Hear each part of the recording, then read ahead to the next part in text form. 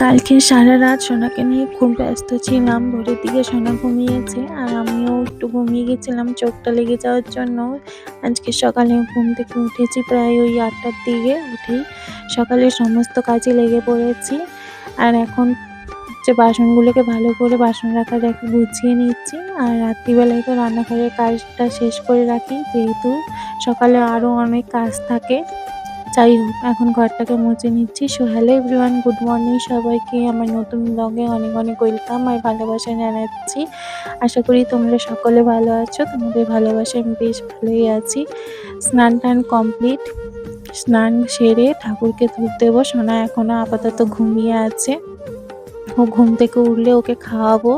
এখন বাজে প্রায় 8:30টার মতো।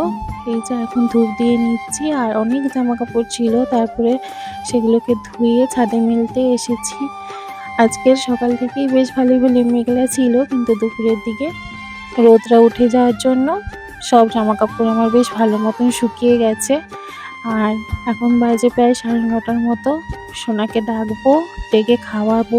তার আগে আমি প্রোটিন পাউডারটা খেয়ে নিচ্ছি। তারপরে একেবারে দুপুরে রান্নার জোগাড় করে নিয়েছিলাম। এই যে এখন চাটনিটা বসিয়েছি আর পটল ভাজা লাস্টে করব। তার মাঝখানে হচ্ছে মাছের ঝালটা করে নিয়েছিলাম আর করছিলাম মাছ ভাজা। যাই হোক, রান্নাবান্না শেষ করে বাসনপত্রগুলো মেজে রান্নাঘর পরিষ্কার করে তারপরে খেতে বসে গিয়েছিলাম। আর মাঝখানে হচ্ছে সোনাকে আজকে স্নান করাইনি, শুধু খাইয়ে দিয়ে ঘুম পাড়িয়ে দিয়েছি। তারপরে নিজেরা মিলে খাওয়া দাওয়া শেষ করলাম। চলো আজকের মতো আসি, দেখা হচ্ছে নেক্সট একটা মিনি ব্লগে।